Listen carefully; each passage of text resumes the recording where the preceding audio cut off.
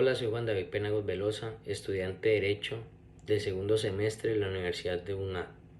Me dispongo a realizar una explicación de 5 casos del estado actual que describe el informe final Hay futuro si hay verdad, información final del capítulo 3, violaciones de derechos humanos e infracciones al derecho internacional humanitario, en relación a la actividad final del curso de Derechos Humanos. Primero, ejecuciones extrajudiciales. Las ejecuciones extrajudiciales privan de la vida a personas civiles o combatientes por agentes del Estado o particulares que con su apoyo o consentimiento que estaban en condiciones de indefensión. Según la información del Canal Nacional Memoria Histórica, en el 56% de los municipios del país se registró al menos una ejecución extrajudicial en los últimos 30 años como parte del conflicto. En algunos casos, las ejecuciones se planearon con un alto grado de sofisticación y existían aparatos criminales para perpetrarlas, como en el caso de las ejecuciones extrajudiciales cometidas por las fuerzas públicas, bajo la modalidad de presentar a civiles como si fuesen miembros de grupos armados ilegales muertos en combate. Estas se llevaron a cabo con un grado de organización que implicaba la planeación cuidadosa y una distribución de funciones en una estructura de mando. Los autores se sirvieron de la complicidad de paramilitares y algunos civiles para ocultar los crímenes de la población de algunos funcionarios del Estado, como la Fiscalía de la Justicia Penal Militar y de Medicina Legal. La JEP determinó que entre el 2002 y 2008 se registraron por lo menos 6.402 víctimas de ejecuciones extrajudiciales en 31 departamentos del país, perpetradas bajo esta modalidad. Segundo, asesinatos selectivos. La eliminación de quienes han sido considerados como enemigos fue el modo más extendido de hacer guerra en Colombia. Se trataba de la muerte directa, intencional, debido a la concepción del otro como un enemigo que hay que eliminar por motivos ideológicos o políticos, o simplemente porque es un obstáculo para lograr el control del grupo armado.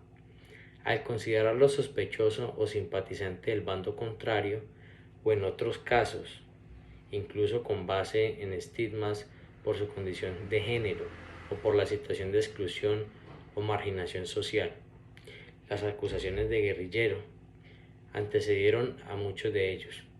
Un sector contra el que se cometieron muchos de estos asesinatos fue el de los líderes comunitarios o políticos, como una forma de acabar con su resistencia, forzar la colaboración o producir una parálisis colectiva. Tercero, violencias sexuales. Las violencias sexuales han sido cometidas por los distintos actores del conflicto armado, en diferentes medidas y patrones de victimización. Este tipo de actos se cometieron casi en su totalidad por hombres, sobre todo se dirigen contra las mujeres en 3 tipos de situaciones: los contextos de indefensión, como capturas o detenciones, en el escenario del control territorial en las comunidades o en el contexto de operativos y masacres. Las violencias sexuales en el conflicto armado son una expresión del poder sobre la vida y el cuerpo de las mujeres. Ellas son marcadas por la posesión y el sometimiento de sus cuerpos y mentes. El ataque a su dignidad, su intimidad y su sexualidad constituyen una amenaza permanente sobre sus vidas y es una práctica de control de la población y de muchas veces de la anulación de ejercicios de liderazgo de las mujeres. Entre sus formas de violencia sexuales, los grupos paramilitares incluyeron mutilaciones o heridas en sus cuerpos de sus víctimas, en ocasiones de manera pública. El reclutamiento de niños, niñas y adolescentes y trabajo forzoso. El reclutamiento de niños y niñas y adolescentes menores de 15 años es un crimen de guerra prohibido por los derechos internacionales humanitarios.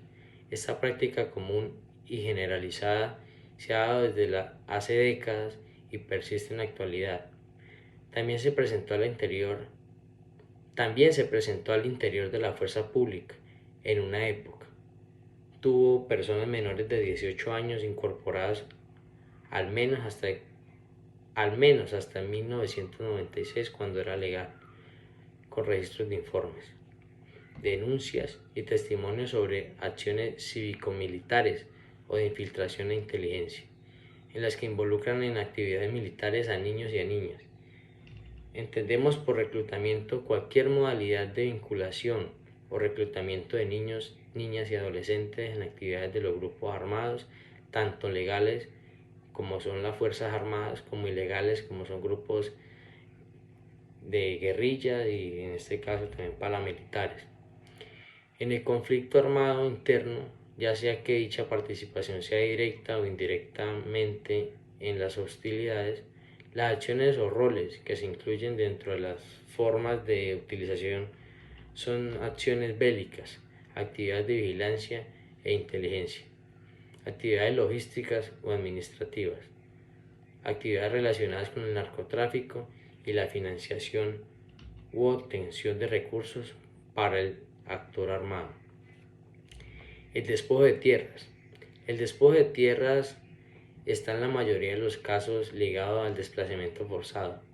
El despojo de tierras y territorios es un crimen que con fines económicos y militares motiva otras veces graves violaciones de los derechos humanos. Las tierras, los territorios y recursos naturales son un botín de guerra para entramados compuestos por diversos actores armados, legales e ilegales. Esto ha impulsado a las comunidades rurales de sus territorios mediante el uso de mecanismos violentos, políticos, administrativos y judiciales para facilitar el progreso de acumulación de tierras en pocas manos, agravando la desigualdad y la problemática agraria. Pese a que no es una práctica nueva y se ha perpetrado de manera masiva, no existen bases de datos que muestren la verdadera magnitud del despojo o que diferencien entre tierras despojadas y tierras abandonadas por la fuerza. Tampoco existe en la ley penal el delito del despojo. El despojo de tierras se puede vincular como el eslabón en cadenas de violencia relacionadas con las amenazas, el homicidio y sobre todo con el desplazamiento forzado.